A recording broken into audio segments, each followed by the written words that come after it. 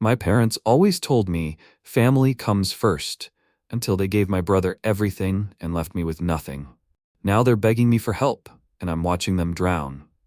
I grew up believing that my purpose in life was to take care of my family. Not because I wanted to, but because my parents made sure I believed it was my duty. I was raised to be the good son, the responsible one, the selfless one, the one who always put family first. And I did. For years, I worked myself to the bone, sacrificing everything for them. And how did they repay me? By giving everything they owned to my younger brother behind my back, the house, the land, the savings, everything. And they didn't even have the decency to tell me. I only found out by accident. My parents had me young, and from as early as I can remember, they drilled one thing into my head. Family comes first. As a kid, that meant giving up my toys so my younger brother Jake could have them. It meant letting him win when we played games so he wouldn't throw a tantrum. If he messed up, I was blamed because, "You're older, you should know better." As a teenager, it meant skipping out on trips with friends so I could help around the house. It meant working part-time and handing most of my money to my parents because, "We're struggling, Ethan, and you're old enough to help." Meanwhile, Jake got to be a normal kid. He never had to work, never had to stress. By the time I was in my early 20s, I was fully conditioned to believe that my life wasn't mine, it belonged to my family. When I got my first real job, my parents made it clear that I was expected to contribute. Rent, bills, groceries, it all became my responsibility, without question. I was also guilt-tripped into paying for Jake's entire college tuition. He wasn't a bad person, just entitled. He coasted through life knowing that I would always pick up the slack. "Jake needs time to find himself. You're so responsible, Ethan. We're lucky to have you." It wasn't luck. It was manipulation. But I didn't see it back then. I genuinely believed I was doing the right thing. That one day, my sacrifices would mean something, that my parents appreciated me, that I was an important part of the family. I was dead wrong. Last week, I was at my parents' house, helping them with some paperwork, when I overheard my dad talking to Jake in the other room. His tone was casual, like he wasn't about to shatter everything I believed in. "It's all settled now. The house, the land, everything's under your name. Ethan has his own job, he'll be fine." I felt my stomach drop. Then Jake laughed. "Thanks, Dad. I knew you'd take care of me." I walked into the room, my voice eerily calm. "What do you mean by everything's under Jake's name?" My dad barely even looked at me. "We transferred all our assets to him. You're already independent, Ethan. Jake needs the extra support." I just stood there, numb. So I worked my ass off for this family, paid for Jake's education, covered the bills, and now I get nothing?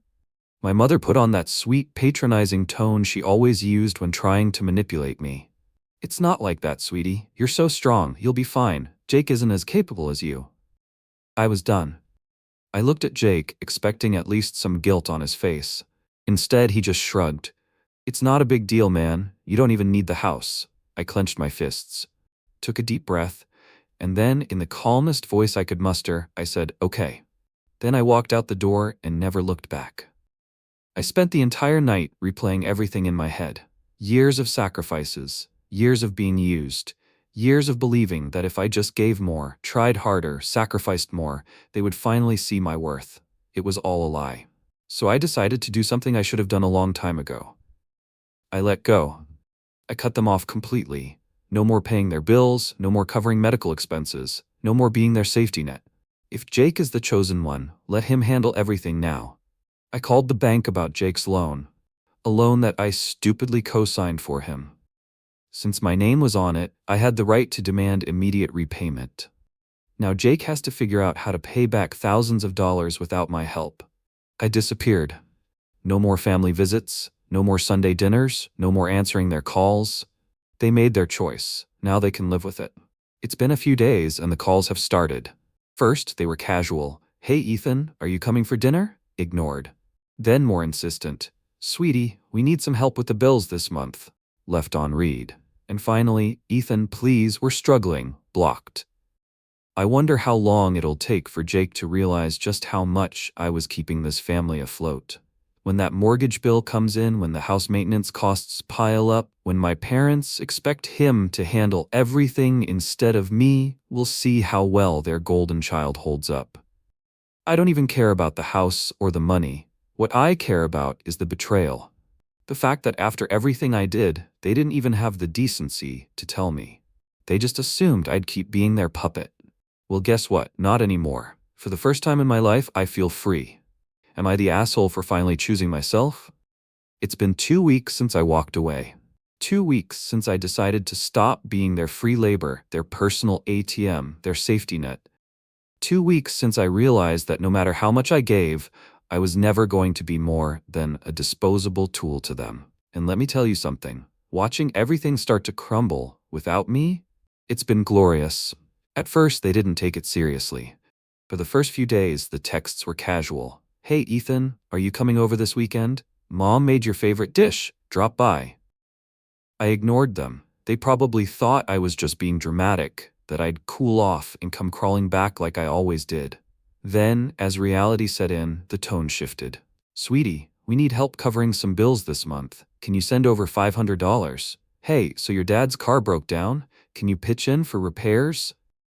Oh, you mean those bills I've been paying for years? The car maintenance I've always covered? Guess what, Mom and Dad? That's Jake's problem now. I left them on read. And then the phone calls started. I'll be honest. I was expecting this part. Jake is absolutely, hilariously screwed. He has no idea how to handle finances. His business failed, big surprise. He's never had to budget in his life, and now he's the one responsible for everything. The house, his name's on it now. The utilities, he's supposed to cover them. The property taxes, his problem. And guess what? He has no money. Turns out having everything handed to you on a silver platter doesn't prepare you for the real world. Who would have thought? The best part? I co-signed his business loan. Remember that? The one I pulled out of when I walked away? Yeah, the bank wants its money. And guess who's getting desperate? I got my first text from Jake 3 days ago. Hey bro, can we talk? Things are kinda rough right now. I left him on red. Then yesterday, Ethan, I need some help, man. Just a little loan, I'll pay you back. Oh, like the thousands of dollars I already gave you? The tuition I paid? The times I covered your screw-ups?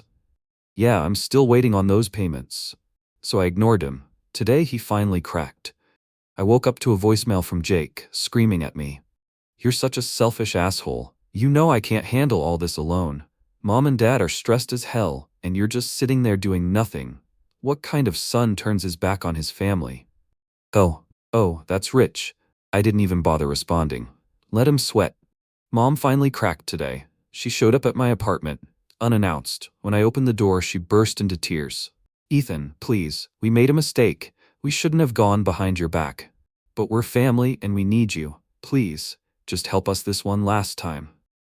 I let her talk, I let her beg, and then I said the one thing that's been burning inside me for years. You didn't choose me. You chose Jake. Now live with it. And I shut the door in her face. I won't lie. This hasn't been easy. There are moments where the guilt creeps in, where I hear my mother's voice in my head telling me I'm being cruel, where I remember the good times, the small moments where we were actually a family. But then I remember all the years I spent breaking my back for them, all the times they manipulated me, all the times they told me I didn't matter as much as Jake, and suddenly, I don't feel so guilty anymore. For the first time in my life, I feel free. What's next? I don't know if they'll ever apologize. I don't know if Jake will ever learn his lesson. What I do know is that I'm done. They had their chance. They made their choice, and I made mine. And honestly, it feels fucking fantastic. Am I the asshole for finally choosing myself? Story number 2. The moment that broke me. For the past 15 years, I lived under one belief. Family comes first. I sacrificed for them. I gave up vacations, skipped nights out, worked overtime. Also, I could support my parents and my younger brother, Ryan, 29M. And then in a single moment, I realized I was nothing to them. Last Sunday, I went to my parents' house for dinner. It was a routine thing. I'd stop by, bring groceries, help fix whatever needed fixing, and cover any surprise expenses they forgot to tell me about. But that night, that was the night my entire world shattered. I had just stepped inside when I heard laughter from the dining room. My mom, dad, and Ryan were all drinking wine, celebrating something. Mom. Ryan, honey, now that everything is officially in your name, you can finally relax. Ryan. Yeah, I was worried about the paperwork, but now that the house and accounts are settled, it's a done deal. I froze in the hallway. Everything? In Ryan's name? My dad clapped him on the back. Now you'll always have a safety net, no matter what. Your future is secure. I took a step forward, my voice shaking. What the hell is going on? The room went silent. My parents exchanged nervous glances. Ryan just smirked. My mom cleared her throat. Nathan, sweetheart, don't be upset. Don't be upset? What do you mean everything is in Ryan's name? What did you do? She sighed, like I was a child throwing a tantrum. Nathan, listen, you have a good job, a stable life. Ryan, he needs this more than you. We transferred the house, the savings, and the business to him last month. It's done. I felt like I'd been punched in the chest. The house, the business, the money I helped them save, all given to Ryan, behind my back. Are you joking? I managed to choke out. Ryan chuckled, swirling his wine glass. What's the big deal? You don't need it. I looked at my parents, waiting for any sign of regret. There was none. Dad, Nathan, you're always going to be fine. You're strong. Ryan needs more help. Mom, we had to make sure he'd be taken care of. You'll understand one day. I couldn't believe it. I paid for this house. I funded Ryan's education. I sacrificed my own savings for this family. And now they were patting Ryan on the back like he had earned it. I stared at my parents, my hands shaking. Then I turned to Ryan. He raised his glass to me and smirked. Guess I'm the favorite, huh? That was it. That was the moment something inside me snapped. I had spent my entire life believing that if I worked hard enough, if I gave enough, if I sacrificed enough, my family would appreciate me. But they didn't. They never did. And now, I was done. I set down the grocery bags I had brought. Slowly, I exhaled. Then I gave them the same fake, empty smile they had given me my whole life. You're right, I said softly. Ryan deserves everything. And I walked out. They thought I was leaving in defeat. They had no idea I was about to destroy them. That night I didn't sleep, I didn't cry, I didn't yell. I planned. No more money. No more covering bills. No more being their backup plan. My parents had depended on me financially for years. They had no idea how much I had been keeping them afloat. They thought Ryan was set for life, but they forgot one thing. Ryan was a financial idiot. Property taxes, maintenance, hidden costs, all things I had been covering. Without me, he'd start drowning within a month. My parents thought they were safe with their business assets, but they forgot. I was the one managing their accounts. They had transferred everything to Ryan, assuming he'd take care of them. So I cashed out my shares, pulled my support, and left them hanging. They thought they had secured their future. They had no idea they just signed their own downfall. What's next? I know what's coming. In a few weeks, the bills will pile up. Ryan will realize that owning a house isn't free. My parents will see that Ryan is incapable of supporting them. And then, they'll come crawling back. And I'll be waiting. Am I the asshole for deciding to let them destroy themselves? It took less than a month for everything to start falling apart. Ryan, the new owner of everything, was already struggling. I had stopped sending money completely, and suddenly my parents were realizing just how much I had been covering. The property taxes? Ryan assumed they were a one-time thing. He was wrong. The mortgage? The payments didn't just disappear because his name was on the deed. The maintenance costs? Turns out an old house requires a lot of unexpected repairs. And since Ryan had never handled money in his life, what did he do? He started burning through the savings my parents had transferred to him. At first, he didn't tell them. He wanted to look like he had everything under control. But within weeks, the cracks started to show. One evening, I got a text from my mom. Mom, Nathan, sweetheart, I know you're upset, but can we talk? Ryan's a little overwhelmed with everything right now. Oh, now they wanted to talk. I ignored the message. The next day, a call from my dad. Dad, Nathan, this is ridiculous. You're punishing your own family. Just help out for a few months until Ryan adjusts. They still didn't get it, so I let them suffer. Without my financial backing, Ryan had to start dipping into the family business funds. And that was exactly what I wanted. My parents had always believed that the business would be their safety net. They assumed that even if Ryan struggled, the company would continue making enough money to support them. They were wrong. For years, I had been managing the company's finances. I knew exactly where the weak spots were. I had quietly been buying out shares from smaller investors. Now, I controlled enough to make my move. And I did. I arranged a buyout deal. A competitor was more than happy to take over the business. The condition? Ryan would be removed completely. One afternoon, Ryan walked into the office, expecting to move money around as usual. Instead, he found out he was no longer an owner. I had legally forced him out. Everything my parents had trusted him with, gone. His reaction? Pure blind panic. Ryan, what the hell do you mean I don't own the business anymore? Me, it was never yours to begin with. I could see the realization hit him like a train. He had been burning through money, assuming he had an unlimited safety net. Now, that net was gone, and he was drowning. That night, my parents showed up at my apartment. They didn't even knock. My mom was on the verge of tears, and my dad was furious. Mom, Nathan, please, we don't know what to do. The company is gone. Ryan is in trouble. Dad, you let this happen. You should have helped. Oh, now it was my fault? I took a slow sip of my drink, then finally said, I thought Ryan was supposed to take care of everything? Silence. For the first time, I saw fear in their eyes. They had finally realized the truth. They had put everything on Ryan, and now? They had nothing left. Ryan is drowning in debt.